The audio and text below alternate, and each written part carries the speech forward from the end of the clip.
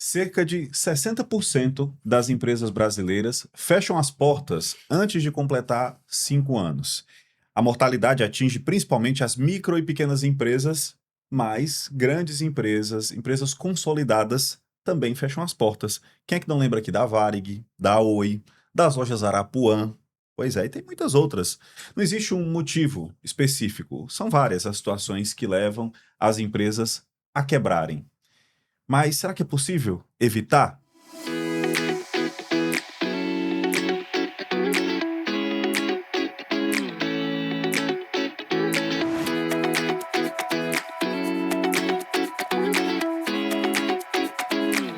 É isso que a gente vai saber hoje, aqui na nossa edição de hoje do No Fim das Contas, que recebe o mentor de empresários e líderes, Fred Pinho.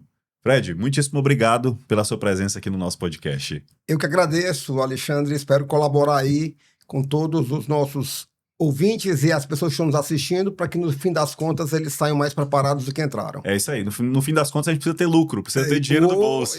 Fala sobre isso. Exatamente, então a gente vai falar hoje aqui sobre o que fazer para não quebrar, mas antes de falar sobre isso eu tenho duas coisas a perguntar. Primeiro, eu quero que você que está aí nos assistindo se inscreva no nosso canal, compartilhe esse conteúdo, deixe o seu like para você também ficar sempre acompanhando quando tiver conteúdo novo.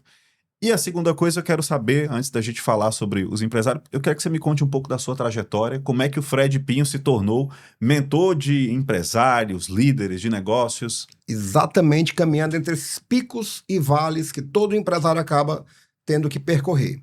A minha história como empresário começou, Alexandre, quando eu resolvi abandonar a posição de funcionário público, que ganhava ali um salário mínimo e mais um pouquinho, mas inconformado com aquela posição, eu resolvi partir para o mundo empreendedor. E aí, através de muitos esforços e de maneiras criativas, chegando inclusive a fazer viagens internacionais para trazer produtos, você sabe como é que funciona isso, né? Há muito tempo atrás, você viajar para comprar as coisas e vender era uma forma de empreender.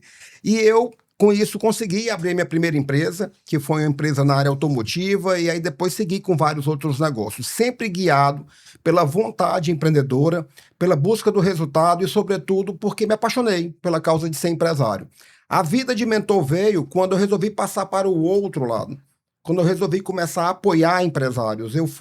Tive a honra de ser presidente da Associação de Jovens Empresários, e lá eu desenvolvi um projeto ao longo de um ano, que era o meu mandato. Eu não ganhei R$1 durante aquele ano, e foi um ano sensacional da minha vida, porque a única chance que eu tinha de me sair bem naquela entidade era apoiando aqueles empresários. Eu não entrei com sobrenome largo de famílias importantes cearenses dos negócios. E aí eu me dediquei à causa daqueles empresários que eu liderava, e aí me inspirei para isso, e agora isso virou a nossa empresa, que se chama Prosper Academy.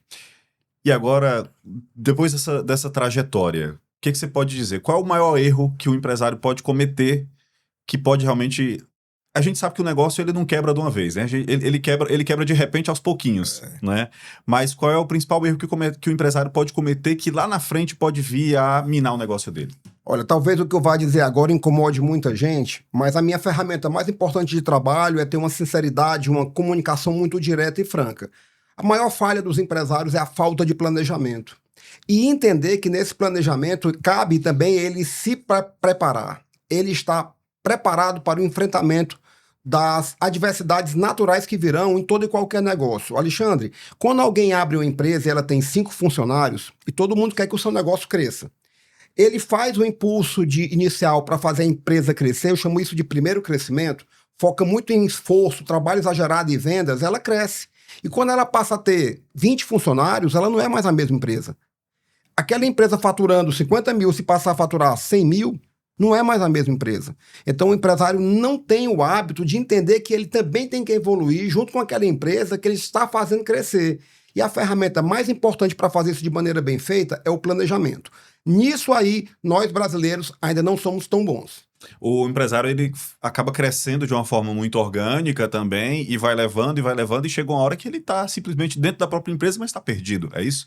Você sabe que essa expressão forma orgânica é uma forma generosa de dizer que é desorganizado. E eu costumo dizer que a palavra mais injustiçada no mundo dos negócios e depreciada é organização. Organização dá dinheiro. As pessoas não percebem que esse fator elementar é o começo de tudo. E aí, como nós somos muito bons na questão do jeitinho, vamos enfrentando todas as dificuldades e é curioso. Como o nosso país é um país historicamente hostil a quem empreende, o empresário acaba se acostumando a enfrentar a crise provocada pelo ambiente externo e não percebe a crise que é provocada por ele mesmo no ambiente interno da empresa dele. E a origem de tudo isso é a desorganização. Qual é o primeiro passo para se organizar, então? Buscar ajuda. Pode ser uma ajuda que pode vir da internet, agora pode ser uma ajuda que venha da própria inteligência artificial. Existem instituições que vão de todos os preços, existe do Sebrae ao G4. Agora, o que tem que começar, o primeiro passo mesmo, Alexandre, é a humildade. Porque nós, empresários, eu sempre estarei falando nessa posição do nós, para me incluir e me inserir, porque eu já passei por tudo isso. A gente tem um ambiente que fortalece a possibilidade de se criar uma unanimidade, que pode até gerar uma certa soberba, que funciona assim. Quem na minha empresa, que trabalha para mim, vai me desafiar? Quem vai dizer que eu estou errado? Então, na medida em que eu desenvolvo esse falso consenso de que, sendo o dono, o que eu disser está o certo, eu começo a não ouvir, a achar que eu posso encontrar meios de solução por conta própria, e o que eu faço por conta própria é mais barato, porque eu não tenho que contratar uma assessoria, uma consultoria, uma mentoria.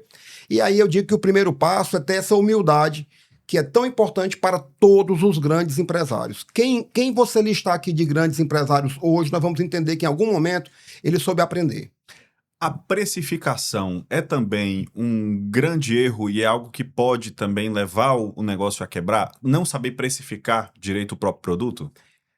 Precificar, da maneira como geralmente se precifica, Alexandre, é montar uma guilhotina e colocar o seu pescoço debaixo dela. Porque a maior parte dos empresários, e nós sabemos disso, eles precificam com base na concorrência. Eles olham para quanto o concorrente cobra no serviço ou produto similar àquele que ele vende e diz assim, se ele cobra tanto, então talvez, certamente, se eu cobrar um pouco menos, eu vou vender até igual ou melhor do que ele. Mas espera aí, quem garante que os seus custos são os mesmos dele? Quem garante que a sua estrutura é a mesma dele? Que você tem mais ou menos eficiência do que ele?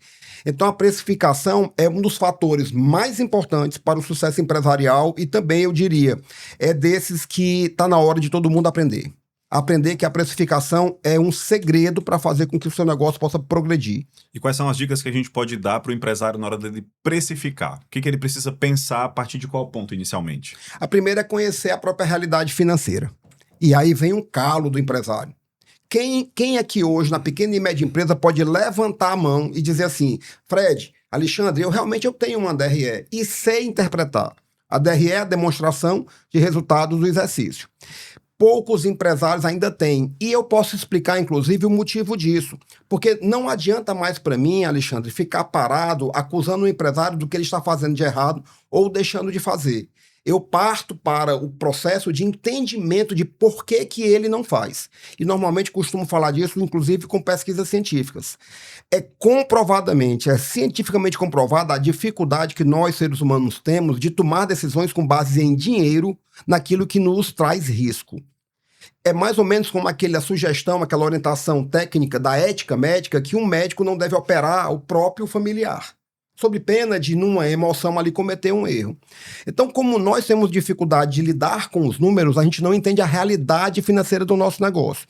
Então, a gente não coloca, por exemplo, o próprio lucro como prioridade e como uma margem, como uma meta.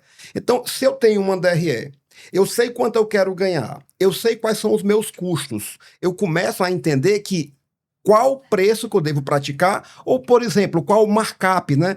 O percentual que eu aplicarei sobre os meus custos, sobre os produtos que eu compro ou serviços que eu produzo para precificar. Então, se eu tiver que sugerir uma coisa, o primeiro passo é entender a realidade financeira do seu negócio e começar a trabalhar com o lucro como uma meta e não como aquilo que sobra.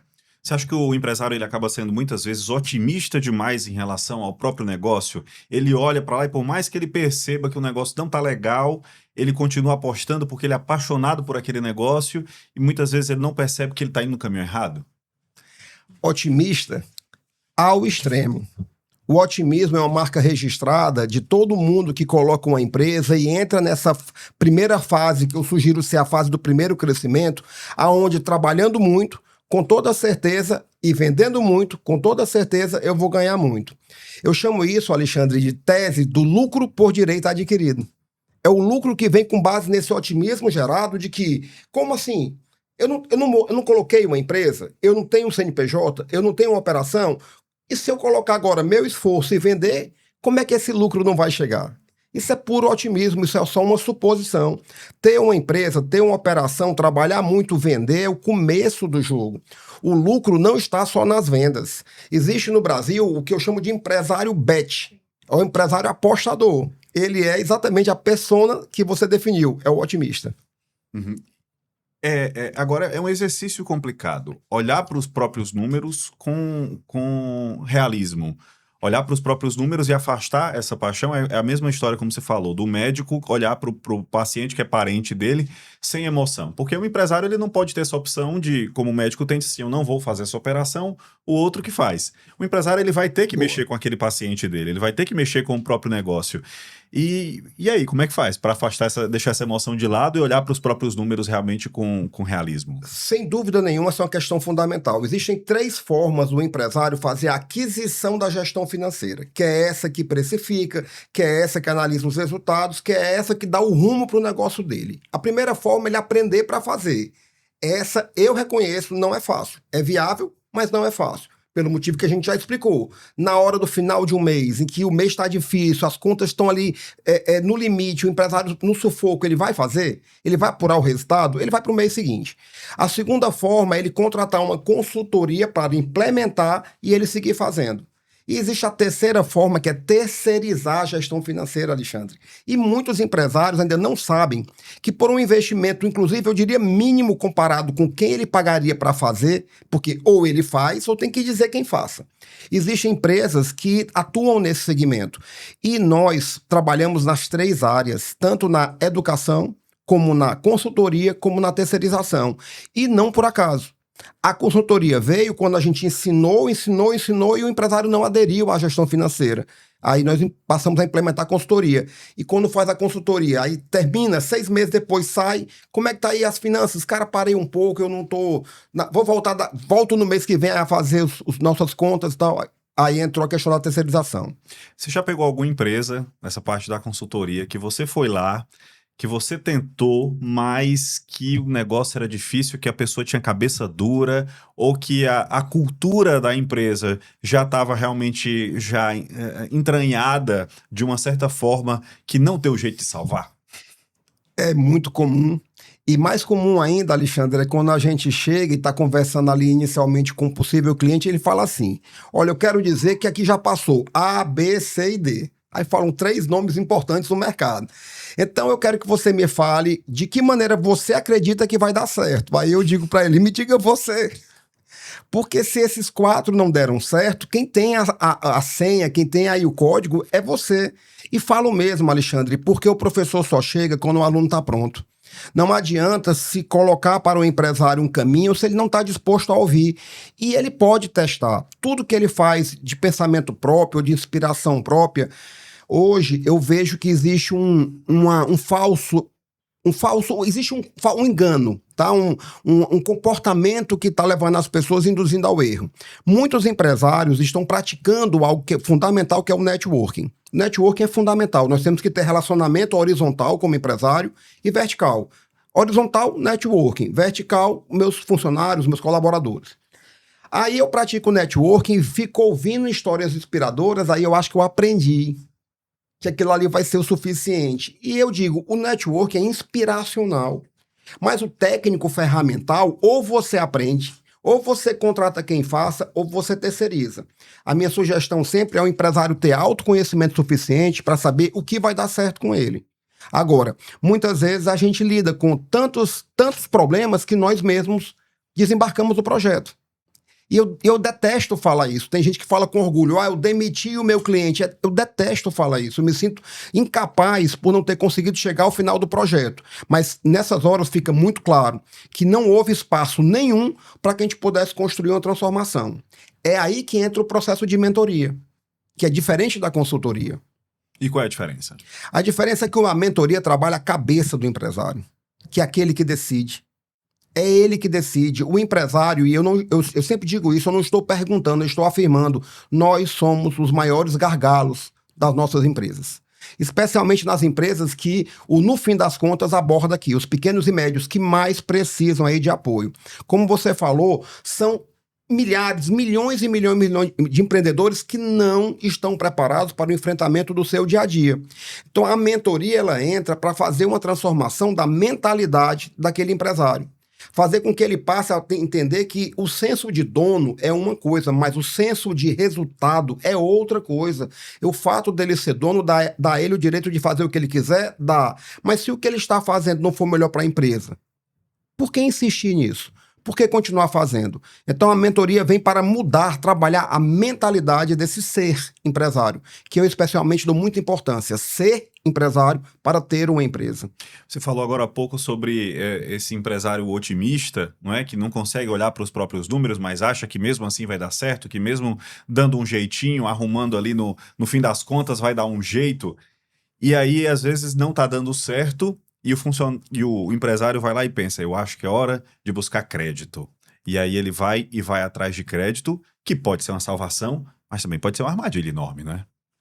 O crédito é exatamente isso. Agora, na nossa empresa, a gente tem algumas abordagens, especialmente com médicos, com pessoas da área da saúde, mas com empresários em geral, em que nós oferecemos um protocolo, que é, após uma imersão conosco, eles terem a possibilidade de receber um apoio. E uma das áreas que a gente oferece apoio é como obter crédito.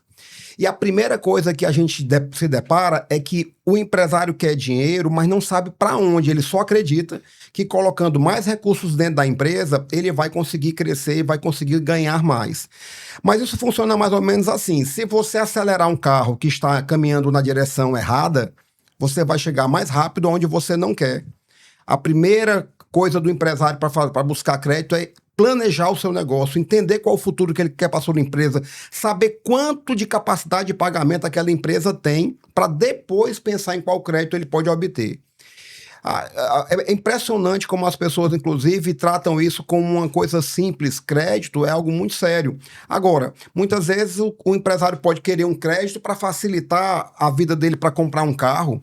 Muitas vezes ele pode querer o crédito para poder tapar os buracos da gestão dele nos últimos anos, e sem corrigir o eixo em que ele está sendo o gestor da sua empresa, não vai funcionar. Muitas vezes ele pega o maior crédito que tem disponível, não o crédito que ele realmente precisa para resolver o problema dele, e fica com uma conta muito grande depois, né?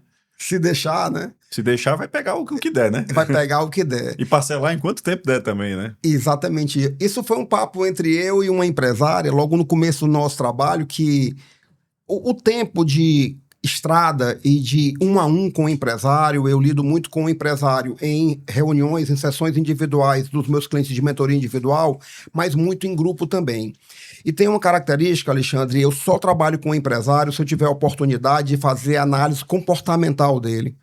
Talvez no Brasil não exista alguém que tenha feito mais análises comportamentais e dado devolutivas pessoalmente com empresários do que eu. E isso foi dito pelos donos da ferramenta que eu utilizo e que é vendida no Brasil todo. Então, quando eu vou tendo essa oportunidade, são mais de 1.000, e isso virou agora uma pesquisa, e uma pesquisa estruturada, nós estamos construindo isso no formato de white paper, que é uma pesquisa que me permite ter um traço de comportamento desse empresário.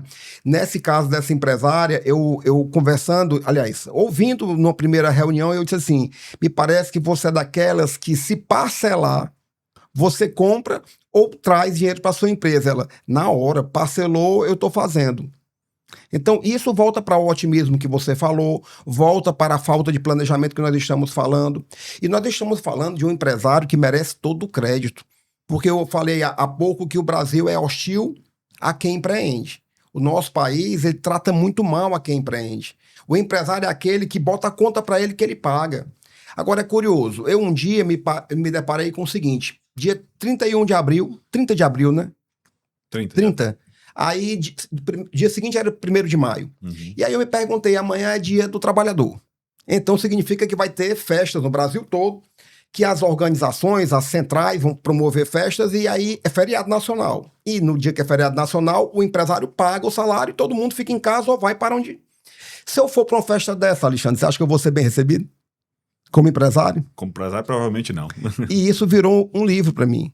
Que acabou um texto escrito chamado Homenagem com Justa Causa ao Empresário, que foi feita no dia 1º de maio de 2017, e eu publiquei esse livro no WhatsApp para alguns amigos, e isso viralizou, e em função disso eu passei a escrever textos sobre o que eu penso sobre ser empresário, e virou o livro Papo de Mentor, Empresário e Escritor.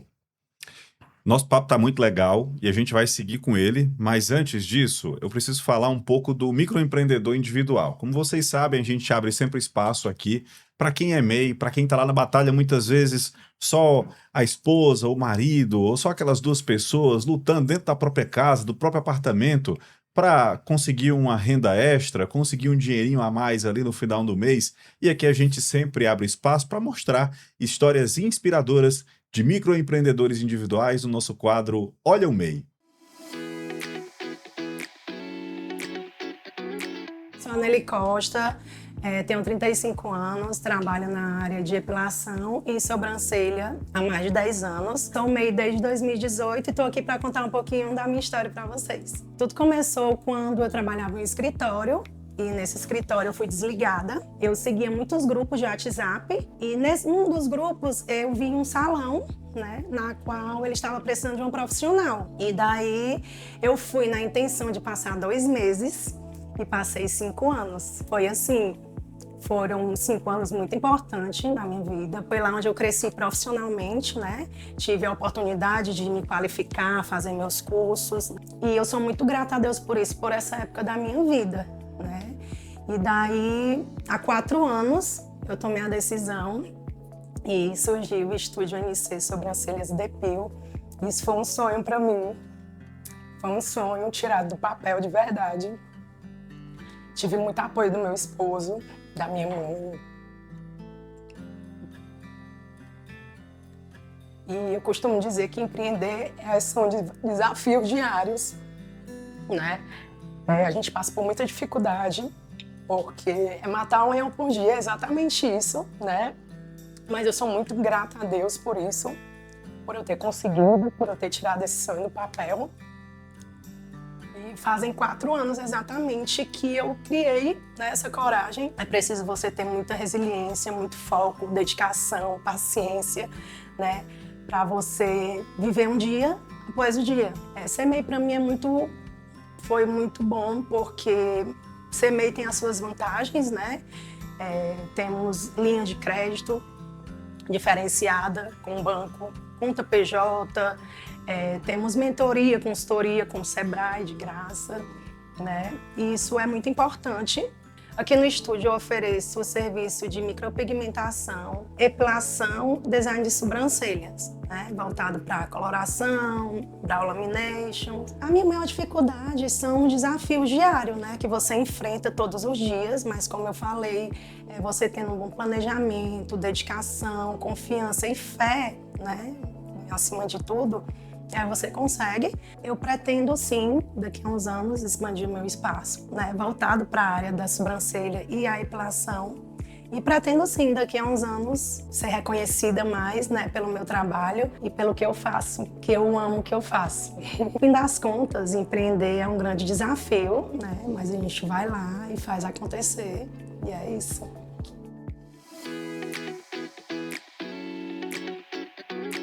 É isso aí, os microempreendedores individuais fazem a diferença na economia do Brasil, viu? Eles pensam que são pequenos porque são sozinhos, mas eles são responsáveis por aproximadamente 25% do PIB do Brasil. Tá aí a força de você que é microempreendedor individual. Eu quero aproveitar aqui a presença do mentor de empresários, líderes, Fred Pinho, que acostumado com grandes empresas, com grandes negócios, corporações, mas Fred, para essas pessoas que estão começando agora, estão montando o seu negócio dentro do apartamento, dentro da própria casa, divide o tempo entre algum emprego formal e o empreendedorismo.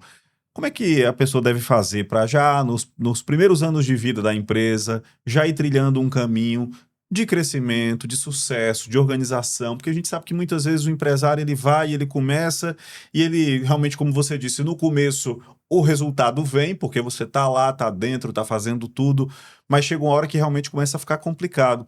Como é que lá no começo, na cimentinha da empresa, pode ser implantada uma cultura de organização, de preparação, para que no futuro aquela empresa realmente venha andar com as próprias pernas? Muito bem. Primeiro é importante que eu dê os parabéns a todo mundo que toma essa decisão de ser empresário. E micro, pequeno, o MEI ou um grande, todo mundo é empresário. Não existe meio empresário. Todos somos empresários. E especialmente a esse que está no começo dessa trajetória, porque, veja bem, ser um empresário é estar no local, no cargo mais importante do organograma do empreendedorismo. Quem é dono de um MEI, de uma pequena e média empresa, do ponto de vista empreendedor, ele é mais empreendedor do que o executivo de uma grande empresa, porque ele está correndo risco. E o executivo optou por um outro caminho, uma outra trajetória. Então, esse empresário, quando escolhe esse caminho, eu realmente parabenizo. Por quê? Porque ele pode ser, ele é o maior e o melhor oportunidade, mas pode ser. Depende de toda a construção que ele fizer desse grande projeto, começando pelo planejamento da empresa, como eu já falei, do planejamento da sua própria formação, é ele perceber que ele precisa estar se preparando para os enfrentamentos das dificuldades do seu negócio. É que ele possa entender que ele, quando ele é menor do que os desafios do que ele está fazendo todo dia na sua empresa, a empresa trava, Alexandre. Se eu sou menor, se a minha capacidade, a soma das minhas competências é menor do que os desafios do meu negócio, então eu estou travando o meu próprio negócio. Então, o caminho do aprendizado. Se você hoje está começando, é um MEI, procure aprender, procure estar ocupando espaço de aprendizado. Provavelmente existam alternativas. Eu já disse aqui do Sebrae, que é um parceiro nosso em várias iniciativas importantes, todo dia ofertando vagas que não são ocupadas em cursos, Alexandre. As vagas estão lá. Então não adianta fazer com pressa, porque ser empresário, meu amigo, é sem pressa e sem pausa. Mas tem que estar o tempo todo se preparando. Então a maior referência que eu dou é esteja se preparando permanentemente. Porque senão, com o crescimento que a sua empresa tiver, vai lhe ultrapassar e você se torna o maior gargalo do seu negócio. É isso aí, acompanha o nosso Do Fim das Contas para aprender, não é? Afinal, a gente está aqui trazendo conhecimento, trazendo informação para você que nos acompanha, sempre com dicas valiosíssimas, como a que o Fred Pinho tem passado para a gente. Por isso que eu digo, se inscreve aí no nosso canal, deixa seu like, salva para ficar sabendo, sempre que tiver conteúdo novo, você vai lá, assiste. Meia hora, 40 minutos, você está aprendendo e vai aplicar no seu negócio. Informação nunca é demais. E assiste no tempo dele, a hora que quiser. E aí eu parabenizo, Alexandre, especialmente pelo nome. Eu faço apologia ao lucro. Então, parabéns aí pelo No Fim das Contas. Ah, muito obrigado. A gente falou do empresário que é otimista e que muitas vezes o negócio dele não está tão bom, mas tem gente realmente que faz a lição de casa, o negócio começa a crescer, começa a prosperar, tem lucro, mas quando chega naquele momento que o empresário pensa, será que é hora de ampliar, de abrir uma segunda loja, de contratar mais gente? Aí também a pessoa vai e trava com medo de dar um passo a mais. Uhum. Quando é que o empresário deve perceber que está realmente na hora dele dar um passo a mais, dele apostar e dele crescer? Toda vida que algum empresário me fala algo do tipo assim, não, mas vai dar certo, eu pergunto assim, como? Como vai dar certo? E agora me permita, eu vou fazer aqui uma brincadeira que você pode muito bem usar o seguinte, o será que está na hora, né? O será? Será? Será? Porque quando você está à frente de um negócio, todo mundo quer crescer com a sua empresa. Todo mundo colocou uma empresa para crescer. Quem entra no mundo dos negócios, entrou para ficar rico e está certo. Entrar no mundo dos negócios, ser empresário sem ter ambição, é disfuncional, está errado. Agora, tem que se preparar para isso. O empresário pode buscar alternativas e quando ele não se prepara, Alexandre, aí começa um jogo que é o contrário. Ele começa a ser aquela pessoa que tem problemas de saúde até mental, ele é quem paga a maior conta de todas é esse empresário que está isolado. Eu defendo muito que o empresário tem que resolver a questão do isolamento que ele sofre dentro da própria empresa. O networking é uma alternativa. Eu quero defender que é importante fazer networking, mas não achar que ele é a única solução. E como esse empresário, muitas vezes, ele fica isolado nessa pirâmide que é cada um dos negócios, é importante que ele possa buscar a sua rede de apoio. O empresário precisa de ter uma rede de apoio. E ele pode fazer isso tendo outros amigos empresários que, ao invés de ficar conversando conversas de bar, possam compartilhar suas experiências da semana, trocar ideias como estão os seus negócios. Na internet, muita gente mostra o palco, mas não mostra os bastidores. E são os bastidores que ensinam. E os bastidores do mundo empresarial, lógico que o que os empresários muitas vezes mostram, né, exibem nas suas redes sociais, é a parte bom, né, a parte boa de empreender. A pessoa percebe que o empresário está lá prosperando, faz uma viagem, compra uma casa nova, um carro novo, mas por trás daquilo ali, muitas vezes, tem pessoas que passam por situações pesadas, difíceis, Perfeito, de ter que escolher, muitas vezes, entre a família e o negócio, entre dormir e o próprio negócio, Perfeito. o que não é saudável, inclusive, né? Circulou agora na internet um vídeo do Caíto, que é o fundador da Chili Beans. E ele fez uma declaração que foi um presente que ele deu para todos os empresários, aonde ele diz que a situação que o Brasil está passando é muito séria, que ele está com problemas, ele alega, ele aponta, a Chili Beans está alavancada, isso significa que ela está com um nível de endividamento tão alto que a capacidade de pagar os juros, ou seja, a despesa de quem se endividou é os juros, está ficando impagável. E ao final ele diz assim, e não só eu, tem muita gente passando por isso e isso não está sendo dito. Então, ele demonstrou ali a humanidade dele, Alexandre, e ele deu realmente uma grande colaboração. Porque nós, empresários, muitas vezes, claro, nós precisamos do marketing da nossa empresa para nos sobressair. Mas isso não quer dizer que por trás de um empresário não existe um ser humano. Alguém que sente as pancadas do dia a dia e que a empresa depende dele. E olha, como é que funciona se você está num navio e de repente, quando ele balança, você olha para o comandante, ele está arrancando os cabelos e colocando o colete salva-vida. Quando uma empresa tem algum problema, na pequena e média empresa, todo mundo olha para esse empresário e é dele que tem que partir as soluções. E qual que deve ser o sinal de alerta para o empresário também perceber? A gente falou aqui a hora de crescer, será que é a hora de crescer? Mas também qual é a hora que o empresário também deve perceber que é hora de colocar o pé no freio também. Porque não é porque o negócio está crescendo que você vai deixar ele crescer indiscriminadamente. Tudo bem, tem pessoas que têm essa pretensão, mas também tem horas que você precisa frear, crescer para trás, como alguns dizem, você tem mais loja, diminuir Perfeito. a quantidade de loja para poder organizar a casa, para poder crescer. Qual é o sinal de que está na hora de botar o pé no freio? Olha, eu vou pedir que todo mundo aqui que está nos assistindo agora esqueça o que eu faço. Eu sou mentor de negócios, eu trabalho com consultoria, a nossa empresa trabalha com educação para empresários. Vamos esquecer. Só tem um caminho, é pedindo ajuda. Perto demais, você não enxerga o que está acontecendo. É a mesma coisa que longe demais.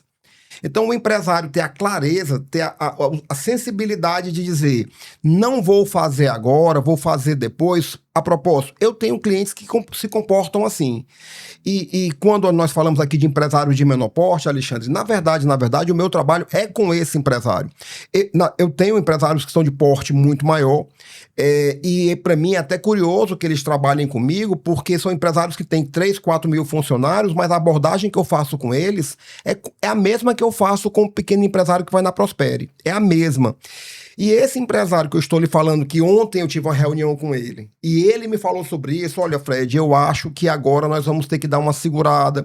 Eu tô vendo que eu estou alocando muito capital na empresa, mesmo que a operação está sendo rentável, eu vou dar uma segurada porque está demandando muito capital. E ele falou isso para quem, Alexandre? Para mim, que estava ouvindo, que estava numa sessão de mentoria. O cara é um grande empresário. Então ali ele estava tomando a decisão e validando com alguém que estava ouvindo e comentando e questionando sobre qual era a decisão que ele estava tomando. É muito difícil para o empresário hoje caminhar sozinho. É muito difícil, é muito difícil. Assim como toda empresa é obrigada a ter um contador e faz muito, muito bem que ele tenha um advogado por perto, eu acho que todo empresário deveria ter por perto alguém que pudesse o amparar. E nessas conversas e nesse trabalho que você faz de consultoria às empresas, Aconteceu realmente de pegar alguma empresa que estava numa situação ruim e você conseguir depois de um tempo olhar e dizer assim, olha só, onde é que nós chegamos? Se tivesse continuado naquele caminho, tinha afundado, mas hoje a empresa está salva? Algumas vezes. Eu diria, graças a Deus, muitas vezes. Primeiro, por mérito do empresário, tá? Eu detesto a ideia de colocar alguns cases nossos e ficar parecendo que fomos nós que salvamos o negócio. Nós salvamos o negócio porque o empresário nos contratou, o mérito é dele. Então, eu lembro de um caso especialmente de um empresário que nos procurou perguntando se eu podia indicar para ele. Ele tinha participado de um curso nosso, de alguma mentoria mais curta, e me perguntou, Fred, você pode me indicar alguém que possa fornecer marketing digital para mim? Aí eu fiz a resposta que eu sempre faço, Alexandre. Bom, me diz de que você está precisando, o que está acontecendo na sua empresa, para eu saber se é de marketing mesmo que você está, que é a hora que você está precisando. Aí quando ele falou o que ele estava passando, eu disse, não, vamos fazer o seguinte, não vamos primeiro para o marketing, não. Deixa eu bater um papo contigo. Essa empresa é um restaurante, estava saindo ali da pandemia, estava num momento de extrema dificuldade, até porque o setor sofreu muito, né, com a pandemia. E eles permitiram, né, que a gente pudesse propor um caminho, um planejamento, eles executaram, especialmente na questão do financeiro, passaram a entender seus custos, né, para um restaurante é fundamental saber o custo da mercadoria vendida, que é o CMV. Hoje eles faturam 5 vezes mais, hoje eles estão com um apartamento novo, nós ficamos muito felizes e volto a dizer, o mérito é deles. Mas esse é só um dos casos. E tem alguns também que a gente fica admirado com o impacto que tem ter contato com treinamento, conhecimento. Com certeza são informações e são dicas, é conhecimento compartilhado que faz toda a diferença, e por isso que eu falo aqui para o empresário, para você empreendedor que nos assiste, informação nunca é demais, informação é o que ninguém tira de você, e a gente aqui no nosso podcast, a gente traz informação para você, informação de qualidade, com pessoas que ou já passaram por situações, ou então pessoas que são especialistas no assunto, para ajudar você, empreendedor, você, empresário, a crescer. E a gente agora abre espaço também para o nosso quadro da Dica de Ouro, que a gente, dessa edição aqui do nosso No Fim das Contas.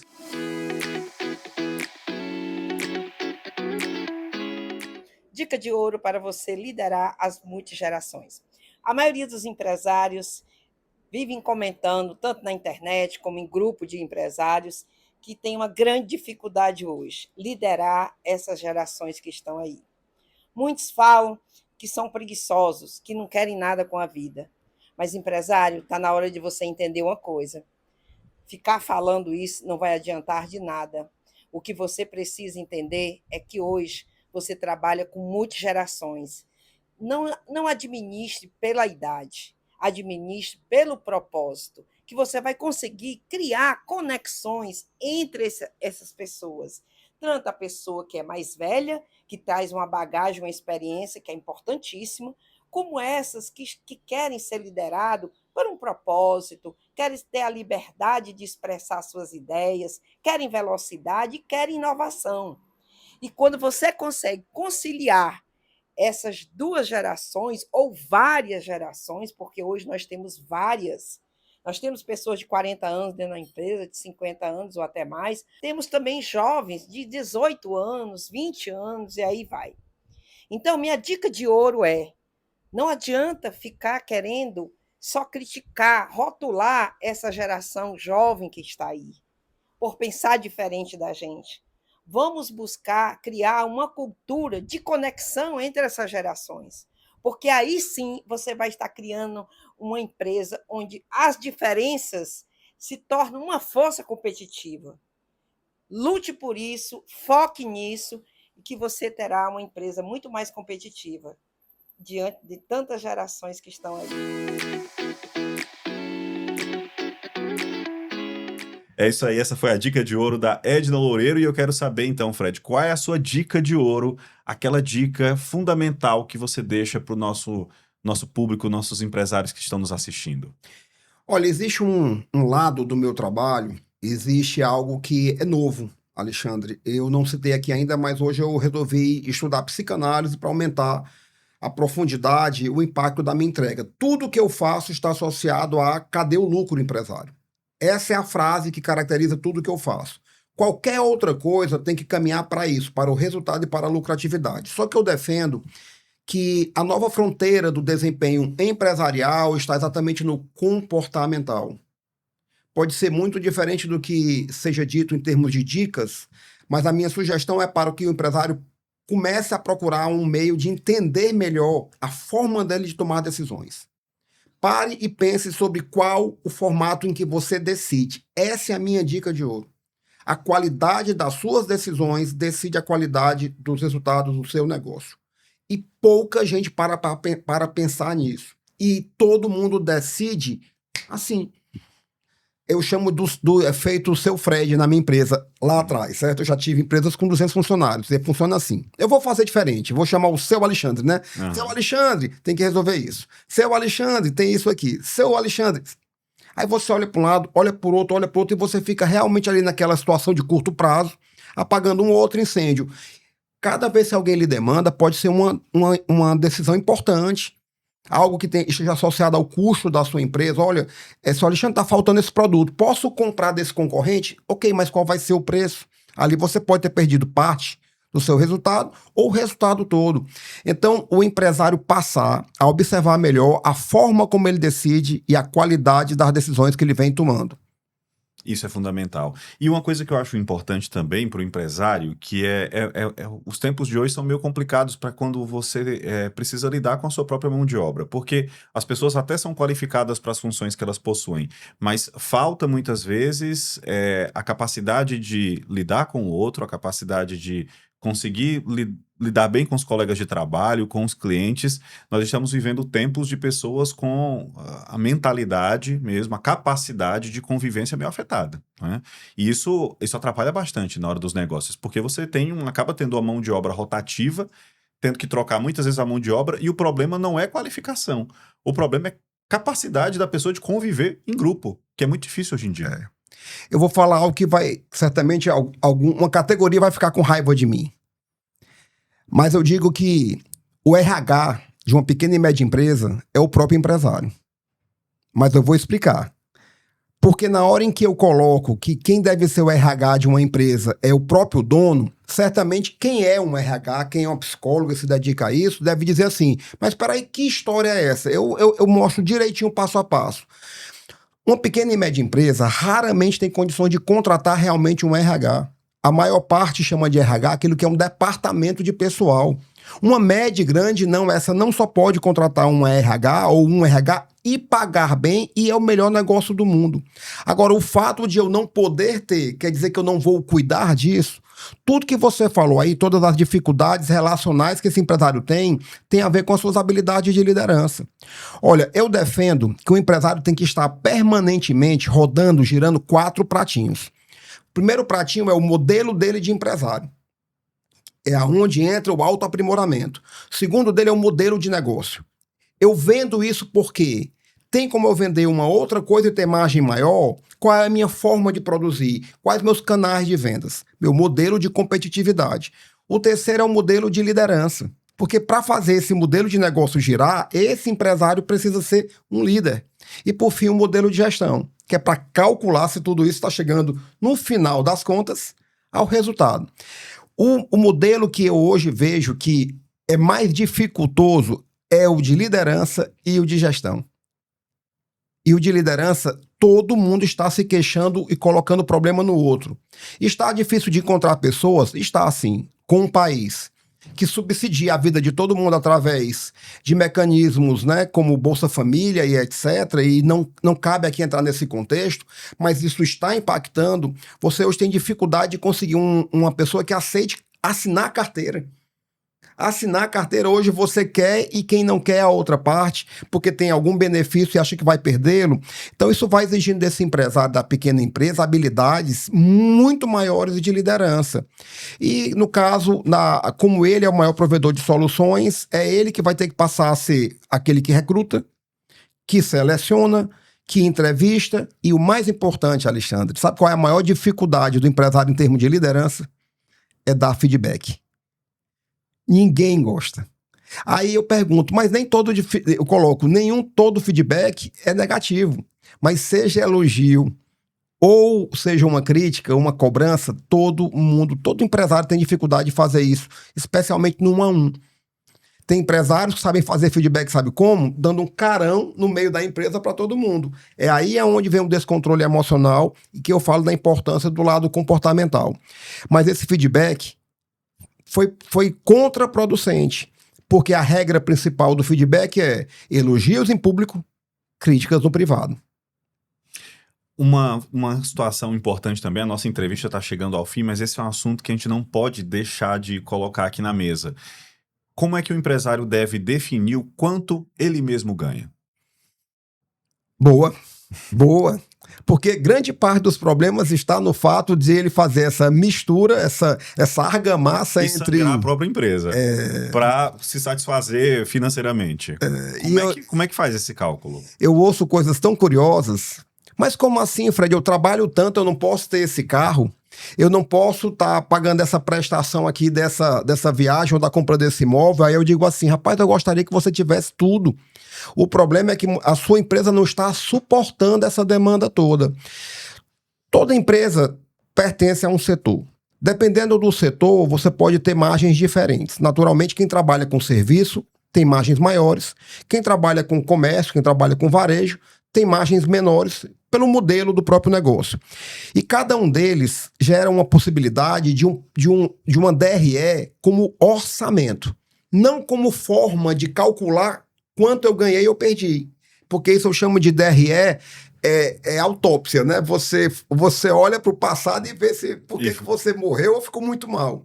Mas você fazer da DRE o planejamento. Então, se o empresário olhar para as suas próprias contas, pegar a DRE, ele vai descobrir ali quanto ele pode realmente ganhar ou, caso ele queira tirar mais, não tem problema. Pelo menos que ele saiba que ele está levando a empresa a endividamento. Olha, a sua empresa esse mês, ela deu o resultado operacional, mas como a sua retirada foi muito maior do que o que estava combinado, então ela deu prejuízo. Então ela deu prejuízo por quê? Porque ela não está suportando o pagamento para aquele empresário. Então não é o que eu desejo, é o que a empresa pode pagar. E no final, se a empresa, ao final do mês, ela não tiver margem para pagar você muito bem, mude o modelo de negócio. Então esse modelo de negócio não está adaptado para você, porque a culpa não é da empresa. Quem criou o modelo de negócio não foi o empresário? Mude o seu modelo de gestão para poder fazer com que ela possa crescer e lhe pagar mais.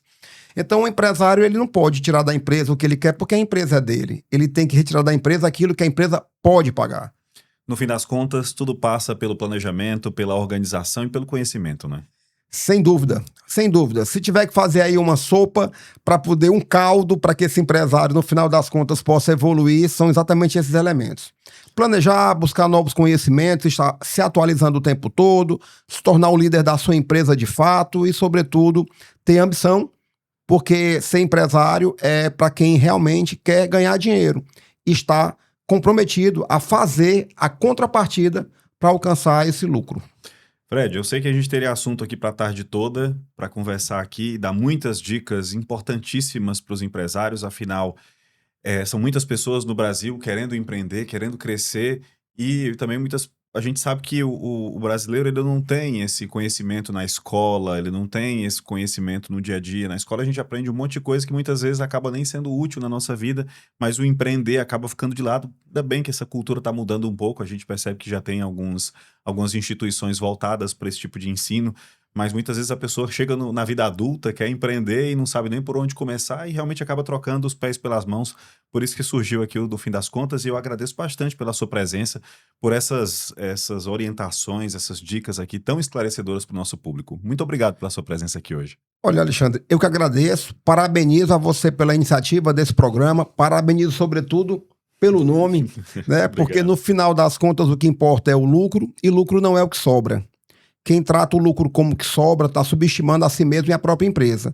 Então, toda contribuição que for dada para esse grande herói, lutador, que é o empresário brasileiro, que lida com esse ambiente tão difícil e hostil, como eu falo, é de muito valor. Então, parabéns a vocês. Tá bom. Muitíssimo obrigado, Fred. Você que nos acompanhou até agora, deixe seu like, se inscreve no nosso canal, Manda esse conteúdo para um colega seu, empresário, que de repente está passando por uma dificuldade, ou por mais que não esteja, em algum momento vai encontrar alguma casca de banana no meio do caminho, e essas dicas aqui podem ajudá-lo a seguir em frente. Obrigado pela sua audiência e até o próximo No Fim das Contas. Tchau, tchau.